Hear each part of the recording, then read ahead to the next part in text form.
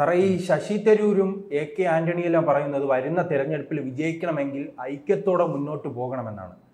പക്ഷേ ഇത് തന്നെ പറഞ്ഞ ഒരു പത്രത്തിനെതിരെ ഇപ്പോൾ ACC നടപടിയെടുത്തിരിക്കുകയാണ്, വക്കീൽ നോട്ടീസ് അയച്ചിരിക്കുകയാണ്.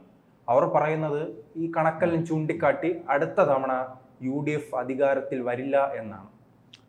ഇവരെന്തിനാ ഈ കോൺഗ്രസ്സുകാർ കിടന്ന് വിരളി പൂണ്ട് നടക്കുന്നത്? വിരളി പൂണ്ട് നടക്കാതെ അവരവർക്ക് വർക്ക് ചെയ്യുക.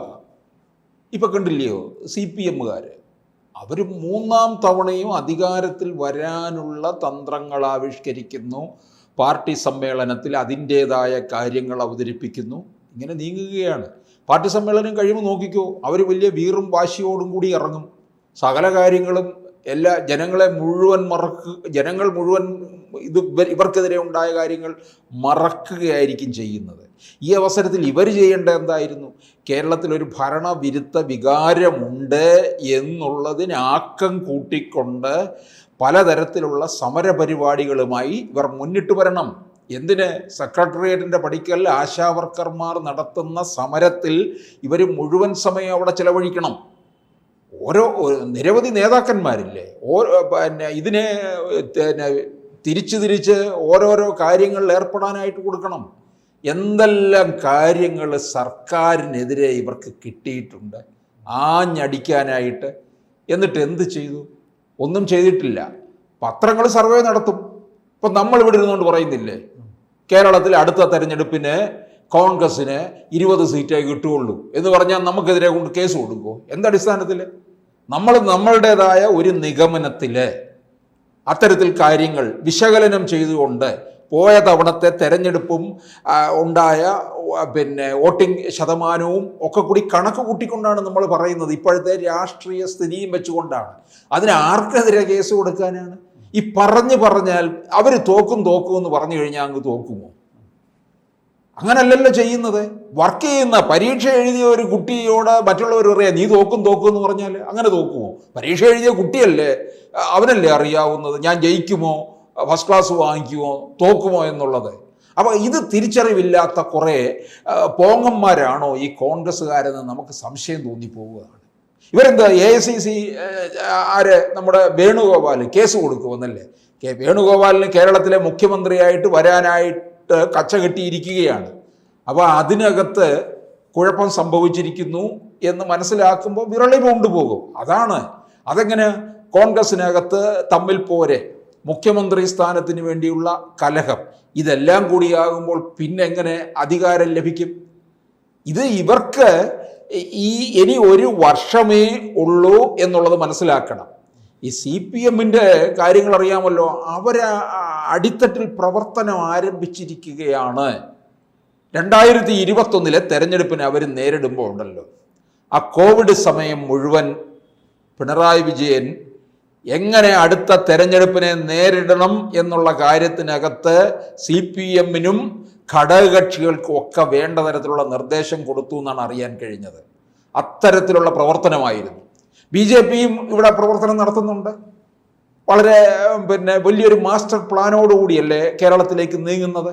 ദക്ഷിണേന്ത്യയിൽ വേരുറപ്പിക്കാനായിട്ട് കേന്ദ്ര നേതൃത്വവും. ഇപ്പോ പാർട്ടി സമ്മേളനം നടക്കുകയാണ് കൊല്ലത്ത്. അതിലെ ഏറ്റവും പ്രധാനപ്പെട്ട കാര്യം 3ാം വട്ടവും തുടർഭരണം. അതിനുവേണ്ടിയാണ് അത് ചർച്ചകളും നവകേരള ചർച്ചകളും എങ്ങനെ വിജയിച്ചു കയറാമെന്ന ചർച്ചകളുമെല്ലാം അങ്ങനെ നടക്കുമ്പോൾ മറുവശത്ത് തമ്മിലടിയാണ്. ഇതാണ് അവരുടെ പ്രധാന അജണ്ട എന്ന് പറയുന്നത്, 3ാം വട്ടവും എന്നുള്ളതാണ്. അപ്പോൾ അവരും അങ്ങ് തീർച്ചപ്പെടുത്തുകയാണ് 3ാം വട്ടം ഞങ്ങൾ തന്നെയാണ് എന്നുള്ളത്. ഇപ്പം നമ്മൾ മറ്റു ചില വീഡിയോകളിലൊക്കെ പറയുകയുണ്ടായി, ഇവർക്ക് LDFിലെ കയ്യിൽ നിന്ന് പിടിച്ചെടുക്കാവുന്ന ചില സീറ്റുകളെ കുറിച്ച് പറയുകയുണ്ടായി. 1000 വോട്ടിൻ്റെ 2000 വോട്ടിന് ഭൂരിപക്ഷത്തിൽ LDF ജയിച്ചിരിക്കുന്ന മണ്ഡലമുണ്ട്. 5000-ന് 10000-നും 5000-നും ഇടയിൽ ഇതൊക്കെ ഇവർക്ക് നല്ല സ്ഥാനാർത്ഥികളെ മാത്രം ഇറക്കുകയല്ല, ഈ ഒരു വർഷം കൊണ്ട് ഇവരുടെ പ്രവർത്തനം താഴെ തട്ടിൽ ഏത് തരത്തിലാണ് നീങ്ങുന്നത് അത് നിരീക്ഷിക്കാൻ പോലും ഇവിടുത്തെ സംസ്ഥാന ഘടകത്തിൻ്റെ തലപ്പത്തിരിക്കുന്നവർക്ക് കഴിയുന്നില്ല. KPCC പ്രസിഡന്റിനകത്ത് വിശ്വാസമില്ല മറ്റു ചില നേതാക്കന്മാർക്ക്. ചിലർ മുഖ്യമന്ത്രിയാകാൻ വേണ്ടി താല്പര്യപ്പെടുന്നു. ഇനിയിപ്പോൾ നോക്കിക്കോണേ, ഒരു 4-5-6 മാസം കൂടെ കഴിയുമ്പോൾ ഓരോ സീറ്റിന് വേണ്ടിയുള്ള വടംവലി നമുക്ക് കൃത്യമായിട്ട് പ്രകടമാകും. ഇപ്പോൾ തന്നെ അതിൻ്റെ നീക്കങ്ങൾ തുടങ്ങിയിട്ടുണ്ട്. പെട്ടിയെടുപ്പുകാരും ഒക്കെ രംഗത്ത് വന്ന് മത്സരിക്കുകയാണ്. ഒരു 6 മാസം കഴിയുമ്പോൾ അതിൻ്റെ പേരിലുള്ള കലഹമായിരിക്കും നമ്മൾ കാണാൻ പോകുന്നത്. ഇപ്പോൾ മുഖ്യമന്ത്രി അത് കേന്ദ്രം വിളിച്ചു കൂട്ടിയത് കൊണ്ട് അതിനെക്കുറിച്ച് ഇപ്പോൾ ഒന്നും ഒരു മിണ്ടാട്ടവുമില്ല. പക്ഷെ ഉള്ളിൽ അവർക്കറിയാം ഏത് തരത്തിൽ നീങ്ങണമെന്ന്. വി.ഡി. സതീശൻ ആ തരത്തിൽ നീങ്ങും, ചെന്നിത്തല വേറൊരു തരത്തിൽ നീങ്ങും, തരൂര് വേറൊരു തരത്തിൽ നീങ്ങും, സുധാകരൻ വേറൊരു തരത്തിൽ നീങ്ങും. ഇതിനിടയ്ക്ക് കെ.സി. വേണുഗോപാലും അവിടെ ഇരുന്നുകൊണ്ട് രാഹുൽ ഗാന്ധിയുടെ ചെവി കടിച്ചു പറിച്ചുകൊണ്ട് അത്തരത്തിലുള്ള നീക്കവും നടത്തുമെന്നുള്ളതാണ്. അപ്പോൾ ഇതൊക്കെ കൊണ്ടാണ് ഇവർക്കുണ്ടാകുന്ന കുഴപ്പം. പിന്നെ ഇതിപ്പോൾ UDF അധികാരത്തിൽ വരണമെന്നിപ്പോൾ ആർക്കാ ഏറ്റവും കൂടുതൽ ആഗ്രഹം ഉണ്ടെന്ന് ചോദിച്ചാൽ അത് ലീഗിന് മാത്രമാണ്. ലീഗ് കിടന്ന് അധ്വാനിക്കുന്നുണ്ട്. ലീഗിന് എന്തെല്ലാം ജോലികളാണ് ഇപ്പോൾ ഉള്ളത്? കോൺഗ്രസിനകത്ത് പ്രശ്നം തീർക്കാൻ നടക്കണം, ഈ വിവരങ്ങളെല്ലാം ഹൈക്കമാൻഡിനെ ധരിപ്പിക്കണം. പിന്നെ LDF നിൽക്കുന്ന ജോസ് കെ മാണിയെ ഇപ്പുറത്തേക്ക് കൊണ്ടുവരാനുള്ള ശ്രമം നടത്തിക്കൊണ്ടിരിക്കുകയാണ്. കാരണം UDF നിന്ന് പരാജയത്തിൻ്റെ പടുകുഴിയിലേക്കാണ് പോകുന്നതെന്നുണ്ടെങ്കിൽ ലീഗ് കോൺഗ്രസിനെ നിഷ്കരുണം തള്ളിയിട്ടിട്ട് ഇങ്ങോട്ട് പോരും എന്നുള്ളത് ഉറപ്പായിട്ടുള്ള കാര്യം തന്നെയാണ്. കാര്യം ലീഗിന് സഹിക്കാൻ പറ്റുന്ന കാര്യമല്ല ഇത്. ഇനിയൊരു 5 വർഷം, ഇപ്പോൾ 10 വർഷമാകാൻ പോവുകയാണ്, ഇനിയൊരു 5 വർഷം ആലോചിക്കാൻ പറ്റത്തില്ല എന്നുള്ളതാണ്.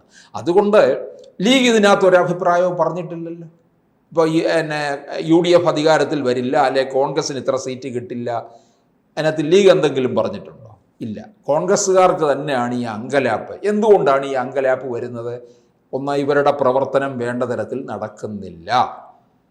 അപ്പോൾ പ്രവർത്തനം നടന്നെങ്കിൽ ഈ കോൺഗ്രസ് ഇപ്പോഴുള്ളതിനേക്കാൾ 25 സീറ്റ് കൂടുതൽ പിടിച്ചാൽ പോലും അധികാരത്തിൽ വരാൻ കഴിയില്ലല്ലോ. കഴിയില്ല. ഇവർ UDF തന്നെ 70 സീറ്റ് എങ്ങനെ നേടിയെടുക്കുമെന്നുള്ളതാണ് ആലോചിക്കേണ്ടത്. ഘടകകക്ഷികൾ ആരൊക്കെയാണ് ഇപ്പോൾ? കോൺഗ്രസ് അന്ന് ഉമ്മൻചാണ്ടി ഉണ്ടായിരുന്നപ്പോൾ കേരള കോൺഗ്രസ് ഈ പക്ഷത്തുണ്ടായിരുന്നു, പക്ഷെ ഇപ്പോഴില്ല. ജോസ് കെ മാണി വിഭാഗം വരുമോ ഇല്ലയോ എന്നുള്ളതൊന്നും ഉറപ്പായിട്ടില്ല. കാരണം ഇപ്പോൾ LDF ക്യാമ്പുകളിലൊക്കെ ഒരു വലിയ ആവേശം ഉണ്ടാക്കിയിട്ടുണ്ട്, വീണ്ടും അധികാരത്തിൽ വരാം എന്നുള്ളത്. അങ്ങനെയാണ് ജോസ് കെ മാണി വിഭാഗം അവിടെ തന്നെ നിൽക്കുമെന്നുള്ളതാണ്. കാരണം ഈ കോൺഗ്രസിനകത്തെ വോട്ട് ഭിന്നിപ്പിക്കുക എന്നുള്ള ഒരു ജോലിയാണ് ഇപ്പോൾ CPM ഏറ്റെടുത്തിരിക്കുന്നത്. ഭിന്നിപ്പിച്ചു കഴിഞ്ഞാൽ BJPയിലേക്ക് പോകും. ബാക്കി ഇവർക്ക് അനുകൂലമായിട്ട് മാറ്റാനുള്ള സാഹചര്യമാണ് എന്ന് CPM മനസ്സിലാക്കുന്നുണ്ട്. CPMന് കൃത്യമായ കണക്ക് കാര്യങ്ങളൊക്കെ ഉണ്ട്. ഇവർക്കത് പറ്റുന്നില്ല. ഇവർക്ക് ആ പറ്റാത്തത്. പിന്നെ മറ്റൊരു കാര്യമുണ്ട്, നാം കഴിഞ്ഞ നിയമസഭാ തെരഞ്ഞെടുപ്പ് സമയത്ത് കണ്ടതാണ്. ലതിക സുഭാഷ് ഉൾപ്പെടെയുള്ളവർ സീറ്റ് കിട്ടിയില്ല എന്ന് പറഞ്ഞിട്ട് ഈ ഓഫീസിന് മുന്നിൽ തലമുണ്ടനം ചെയ്യുന്നതും ഇപ്പോൾ കുറച്ചുകൂടെ നേരത്തെ ആയത് ശശി തരൂരിലെ നേരത്തെ പണി തുടങ്ങിയിട്ടുണ്ട്. CPMന്റെ വികസനത്തെ കുറിച്ച് പുകഴ്ത്തുന്നു. അപ്പൊ ഇനി പോകും തോറും അവിടെ ഒരു തമ്മിലടി രൂക്ഷമാകാനാണ് സാധ്യത. അതാ ഞാൻ പറഞ്ഞത്, ഒരു 6 മാസം കഴിയുമ്പോൾ സീറ്റിന് വേണ്ടിയുള്ള അടി രൂക്ഷമാകുമെന്നുള്ളത് ഉറപ്പാണ്.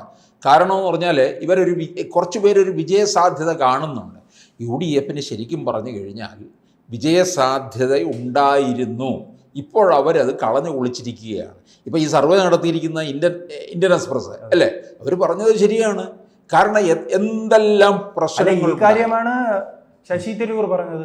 ഐക്യമില്ലാതെ എങ്ങനെ അധികാരത്തിൽ വരാൻ? നേതൃപ്രതിസന്ധി കൃത്യമായി പറഞ്ഞു. ഘടകകക്ഷികൾ അതൃപ്തരാണ് എന്ന് പറഞ്ഞു.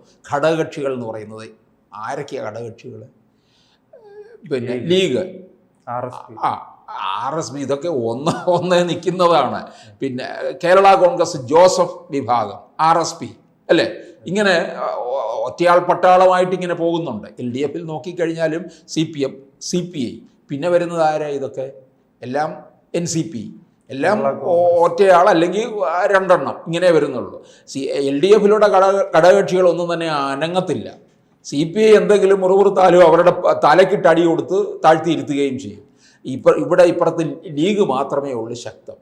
UDF അധികാരത്തിൽ വന്നാലും ആരായിരിക്കും ഭരിക്കാൻ പോകുന്നത്? ലീഗായിരിക്കും. ലീഗിൻ്റെ കയ്യിലായിരിക്കും നിയന്ത്രണം മുഴുവൻ. അതുകൊണ്ട് ഇവർ വിരളി പിടിക്കാതെ ജോലി ചെയ്യുക. എന്തെല്ലാം പ്രശ്നങ്ങൾ നിൽക്കുന്നുണ്ട് അതിനെ നേരിടാൻ ആദ്യം പഠിക്കുക. അതുപയോഗിച്ചുകൊണ്ട് സർക്കാരിനെ അടിക്കുക.